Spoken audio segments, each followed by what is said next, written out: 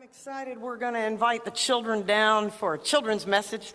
So y'all just come right over to these steps, if you would, with me. Come on, don't be shy. Come on. Don't let me sit up here by myself.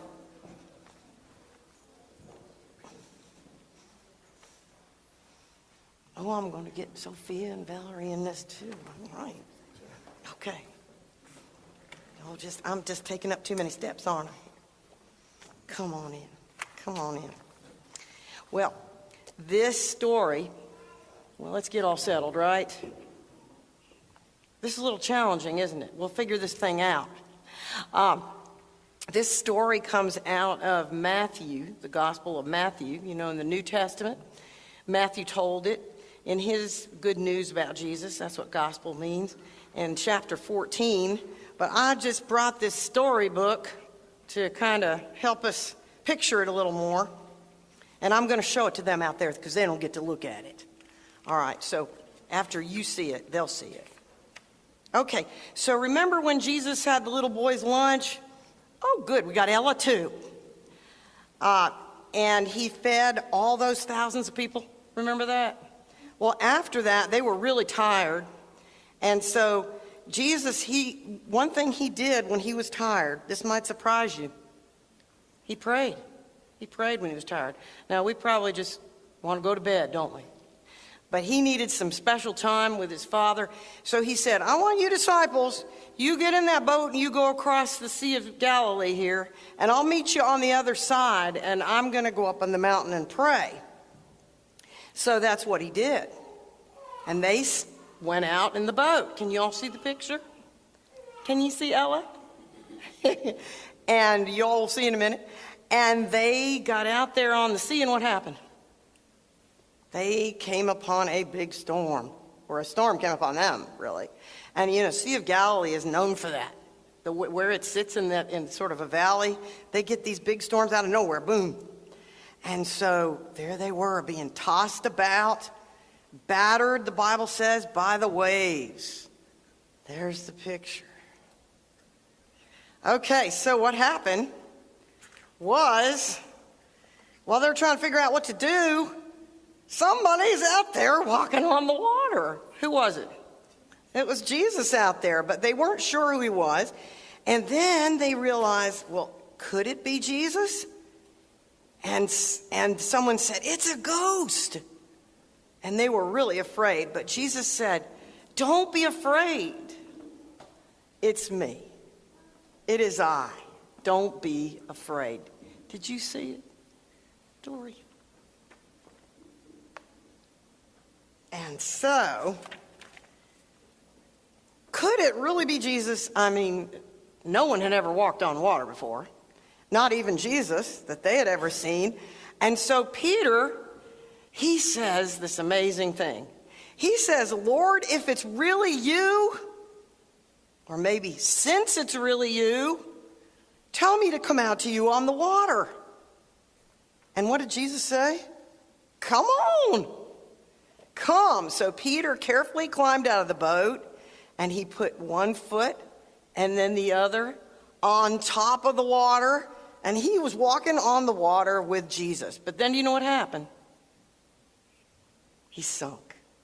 He looked at the waves and the wind and the tossing boat, and he sunk. He started to sink, really, didn't go all the way down, and he said, Lord, save me. And immediately, the Bible says Jesus reached out his hand and pulled him right up out of that water and put him in the boat. And then Jesus said, Peter, why did you doubt? Why did you doubt? And I'm going to talk about that a little more, what that was. But then they got in the boat, and then Jesus calmed the storm, and the disciples all said, truly, this is the Son of God. Truly, this is the Son of God. 2 in 1. 2 in 1? Oh, yeah, it is 2 in 1. And so Jesus is the Son of God.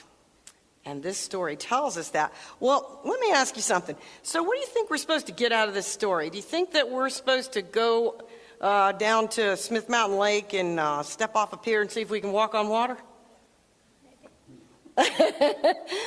I'm really relieved that you said no. Glad you said that. Because that's not really what the Lord wants us to know in this story. He wants us to know the same thing he wanted Peter and his disciples to know, that he is the Lord of all.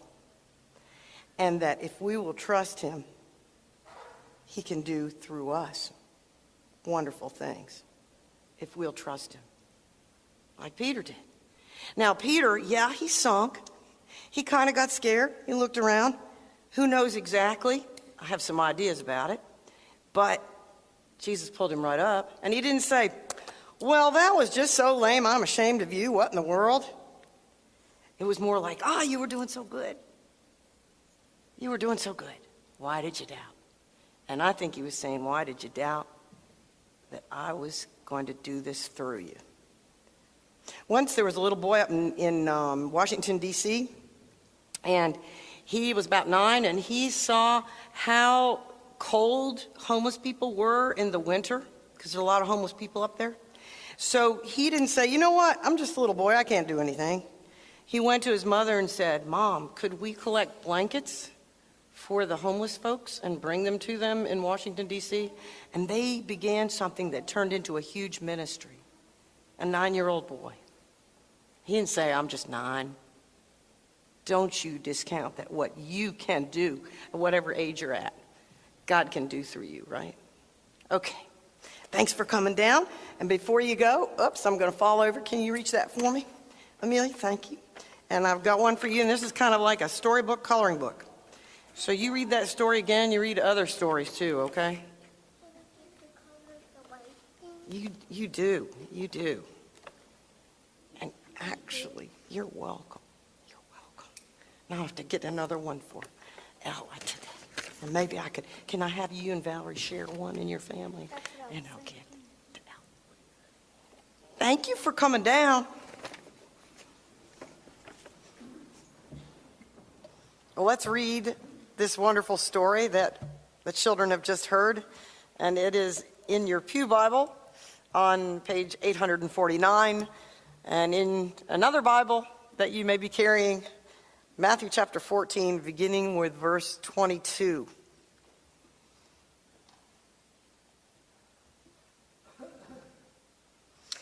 Then Jesus made the disciples get into the boat and go before him to the other side while he dismissed the crowds. And after he had dismissed the crowds, he went up on the mountain by himself to pray. When evening came, he was there alone. But the boat by this time was many furlongs distant from the land, beaten by the waves, for the wind was against them. And in the 4th watch of the night, he came to them, walking on the sea. But when the disciples saw him walking on the sea, they were terrified, saying, "It's a ghost!" And they cried out for fear.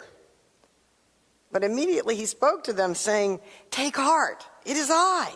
Have no fear." And Peter answered him, "Lord, if it is you, bid me come to you on the water." He said, "Come."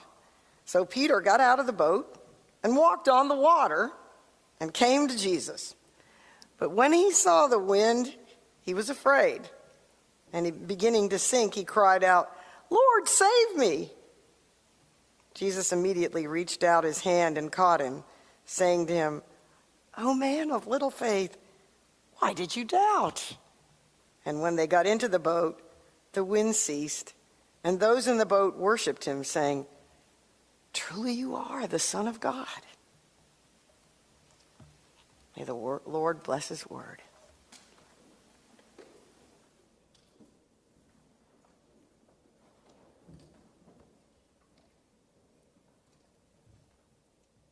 Everyone knows the tune, Blessed Assurance. This arrangement is what I would describe as light jazz arrangement of the hymn. And Spencer started working on it about 2 months ago and got pretty good at it pretty quickly. And it happens to be, you learn things as a teacher. Spencer's favorite key to play in is E flat. This piece ends in the key of E flat. So I thought, okay, I can take that piece of music and write a nice little recorder part on top of it. You won't hear the tune in the recorder at all. But I always pay attention to stories about St. Peter. He knows how to mess up, and he knows how to get it right. And we learn a lot of lessons, good lessons, from his messing up. So I pay a lot of attention to that. Well, I took the piece that I wrote this morning and I looked at it, and every note that I wrote sits on top of the piano arrangement. Without fail, it walks on the water of that tune, Blessed Assurance.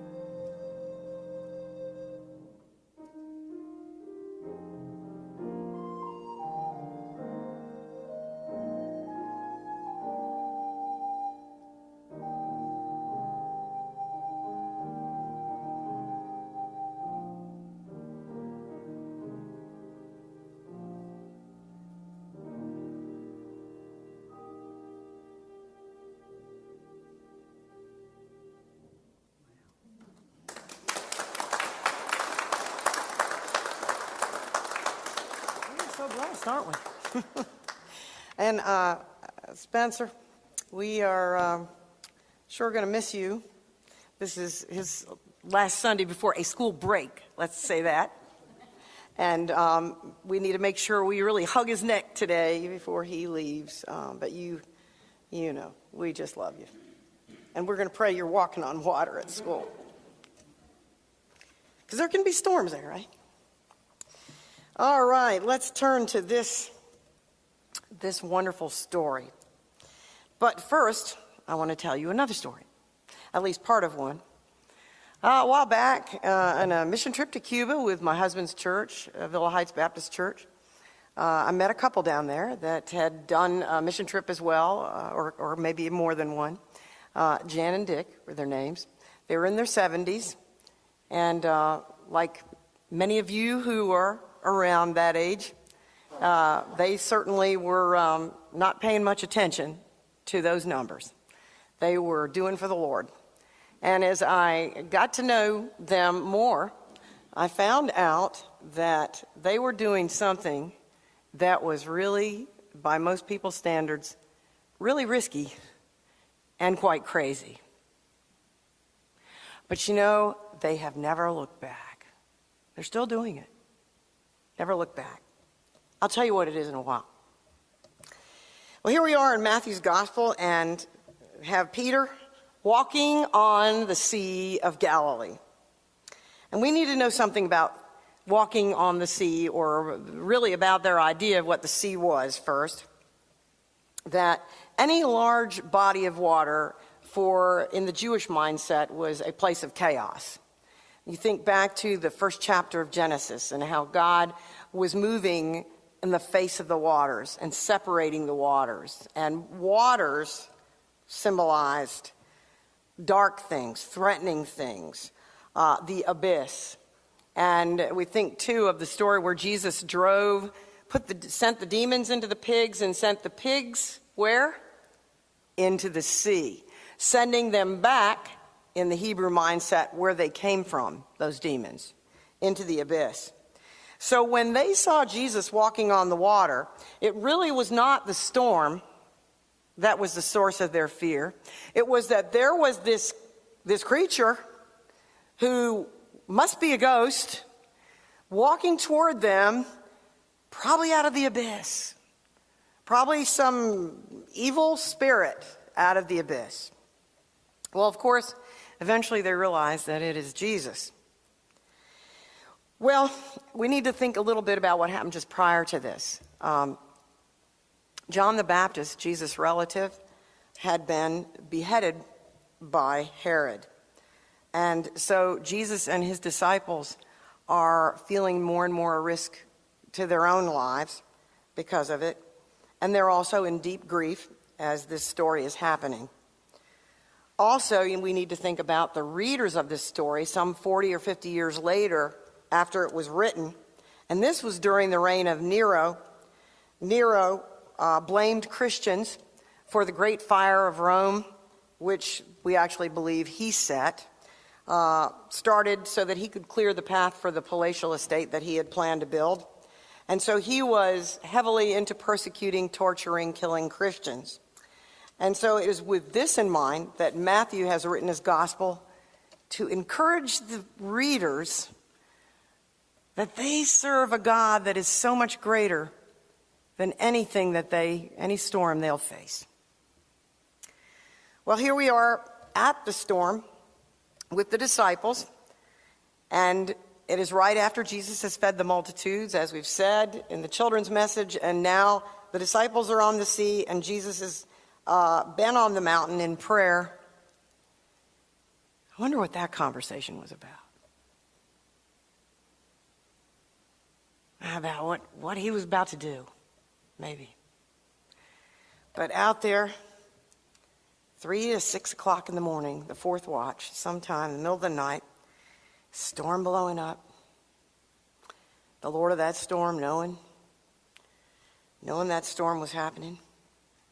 And they see him walking on the water toward them, and they think he's a ghost. But I wonder if anybody thought about what Job said. The God of Israel tramples on the waves. Or in Habakkuk where it says, the God of Israel walks in the recesses of the deep. Well, whether they thought about it at that moment or not, they were soon to know that they were dealing with more than their rabbi, but the Son of God. And he called out to them and said, Don't be afraid. I am here. And that did not just mean, hey guys, don't worry, it's me, it's Jesus. I'm not a ghost. It wasn't just that, no. He said in the Greek, the equivalent in the Hebrew, he said, ego eimi. And that is the identifying phrase that God uses with Moses, the burning bush in the wilderness, when he says, who are you? And God says, I am. I am that I am. That is my name. I am creator. I am God. I'm the I am that rescued Israel, or will rescue Israel. And he's the I am that provided the manna in the wilderness. And he's the I am that fed those thousands on that mountainside. And he's the I am that said, I am the bread of life. And I am the vine. And I am the way, the truth, and the life. And I am the resurrection and the life. I am here. I am here with you. Whether you're on a hillside in the sun having some loaves and fish, or you're on a storm-tossed sea, I am here. Remember what Isaiah wrote? When you pass through the waters, I'll be with you.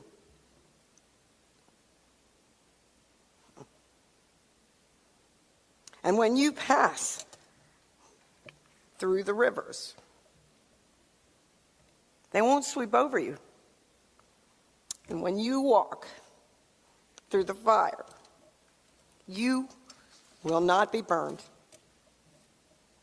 Love those verses. This is the first time the disciples called Jesus Son of God. This is the aha moment, the first one. It is the one which will stay with them and grow in their understanding as they go on, that the one they are following is the Lord of all. Well, Peter then, when he said, here I am, it's you, call me out there. Call me out there. Since it's really you, call me. Because since it's you, I'll be able to do it. Since it's really you, the I am, command me to do what seems to be impossible, and I'll be able to do it. Was this a crazy request? Lord, since it's you, command me to risk my life, tempt death, walk across 6 fathoms of dark, swirling water? No, Peter saw God before him, and he wanted in on God's activity. Sometimes God is right before us with a plan, and in our mind it might seem pretty irrational. But remember what it says in 1 Corinthians, but God uses the foolish things to shame the wise, and the weak things to shame the strong. You know, we should note that Peter, he doesn't just get out of the boat. He waits for Jesus to call him. It's one thing. He goes out on the authority of Jesus. The other thing is he doesn't just go to the other side of the boat and get out. He doesn't just do his own thing that way either. He walks toward Jesus. And that crazy call to do the impossible may well be the Lord calling you and I. The disciples didn't recognize Jesus at first, and frequently we don't either. But if we're listening, and if we're seeking to be called, that's the thing. Since it's you, call me. Call me, Peter said. Do we want that? Or are we just going to wait? Call me. I'm ready. The risk may seem to be really huge, but the greater risk is missing out on the thing God is doing. The greater risk is not getting out of the boat. Now imagine if you were one of those other disciples and you see Peter do that. Do you think that when he got back in the boat, they said, oh man, you sunk? No. I bet they were going, Peter, what did it feel like? What did it feel like to put your foot out and step on solid amidst those waves? What was that? What did it feel like to walk on water? And years later, I can just see some disciple somewhere, Thomas in India, somebody, hey, I heard one of the disciples actually walked on water. Thomas going, yeah, I saw that thing. Peter, he got out of the boat and he walked on water. Man, I kind of wish I'd walked on water. Will Willimon says, Jesus is the one who extravagantly, recklessly commands you and I to leave the safety of the boat, to step into the sea, to test the waters, and show what our faith is made of. It's Jesus. Jesus is the one. Because the divine power that comes from him, he never intended to keep to himself. We know what Pentecost is about. We have the very Spirit of God that raised Jesus from the dead in us. He has shared his very life and power with us. But sometimes we just want to keep a lid on that thing. Jesus called his disciples to go catch people, but then he called them to carry their cross. It's risky business following Jesus, but it's living. It's what we were meant to do. Willimon says, Jesus not only calls us over the tumult, as we just sang, sometimes he calls us right into it. But will we go?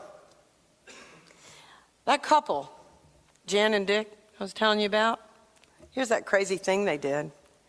They saw the oppression of those Cubans, dear friends they had made, and they decided, you know what? Enough of these cruises. Not that there's anything wrong with a cruise, mind you, I like them too. But they said, we're going to take that retirement money, and we're not going to worry so much about our children's inheritance either. And their kids cheered them on. And they took that money and they've been bringing Cubans out of Cuba through Mexico to their home in New England to help them start a whole new life here, to get green cards, to find freedom, to find life. They've never looked back. They call them our children. They call them our Cubans. And I know some Cubans now living here who are so grateful and so joyously and powerfully proclaiming the love of God through these people and what Jesus has done for them. Here's the last thing I want us to get. Why did Peter sink? Did you ever wonder about that? Why did Peter sink? Here is Jesus right in front of him on the water. So surely he's not doubting Jesus' power, who Jesus is. He's right there. So I would put to you this. He doubted that Jesus could do it through him. Wait a minute, it's just little old me. I'm just a human being. I can't stand on this. I can't stand on water. I can't walk on water. Jesus can, he's God. But I can't do that. And I would say that the storm just kind of reminded him of that. Sure, we think Jesus can do anything. But here's the thing. Can he do it through you? Can he? Can he do it through you? Can he do it through me? We'll get to those places where I'll have to say, well, and here's what we start doing. But I'm just a, fill in the blank. I'm just a child. I'm just a woman. I'm just a not so educated person. I'm just a, we start just like those folks in the Bible, like Moses. Oh, I can't speak well. Like the disciples, well, I'm just a fisherman. God is not caring about what we lack. In fact, have you noticed how God likes to use as it said in the scripture I just read, the weak. He likes to show his glory through those who know they can't do it without him.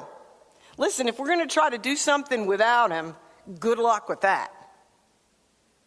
Doesn't matter how strong or how educated or how powerful we might think we might be. Will we doubt and falter? Yes, we will. Will we make mistakes? Yes, we will. But will we walk on water? The choice is ours. The Lord calls us. Ernest Campbell has said this: the reason we seem to lack faith in our time, the reason we seem to lack faith is that we're not doing anything that requires it. Ooh, that one burns. God reached down from on high and he took me. He drew me out of mighty waters. He delivered me from my strong enemy and from those who hated me, for they were too mighty for me. They confronted me in the day of my calamity, but the Lord was my support. He brought me into a broad place. He delivered me because he delighted in me.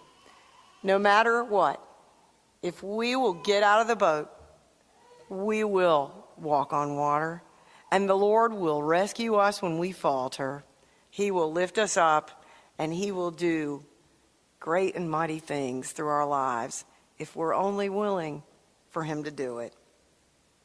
So, here's the thing. Do you want to see the generations after us walk on water? Do you want this place to be here long after we're gone? Do you want, more importantly, the ministry of what happens here then to be going on long after we're gone? Let's let them see that we're willing to get out of the boat and walk on water. And let's ask for Jesus to call us. Let's not wait. And then let's believe it when he does. Amen. And so I invite you today to make decisions for the Lord. What's he been talking to you about as we've been looking at this story? Where are you today? Are you in the boat? Do you sense some call? Are you in some other boat? Are you in a storm? What do you need that you might need to share publicly with us? Or what would you like to tell us?